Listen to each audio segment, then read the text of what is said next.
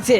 তার আগে নাগেশ্বরী উপজেলা, এদিকে নাগেশ্বরী উপজেলা। কোনো অভিজ্ঞতা নেই কোনো সাংবাদিকের লাইসেন্স, হাতে একটি মাইক্রোফোন নিয়ে সবসময় বর্ণনা করছে চরাঞ্চলের দৃশ্যের কথা। উপজেলা শহর হয়ে গেছে, এরকম ব্রিজ যদি আমার চরাঞ্চলগুলো।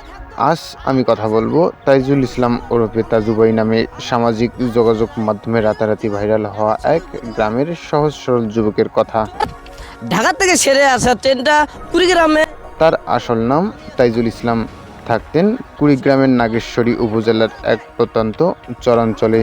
ঢাকার বিভিন্ন জায়গায় রাজমিস্ত্রি হেল্পারের কাজ করে জীবিকা নির্বাহ করত এই নারায়ণপুর ইউনিয়ন তাইজুল। আমার বাড়ি, চরাঞ্চল আমার বাড়ি।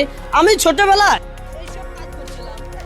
গত ঈদুল ফিতরে বাড়ি আসার পর তিনি মনের আবেগে জিলিপি নিয়ে একটি ভিডিও বানাতে গিয়ে সামাজিক যোগাযোগ মাধ্যমে রাতারাতি ভাইরাল হয়ে যান। যদিও তার কথার মধ্যে কোনো মেলবন্ধন থাকে না, তবে তিনি চেষ্টা করেন সবার সামনে সত্যটাকে উপস্থাপন করতে।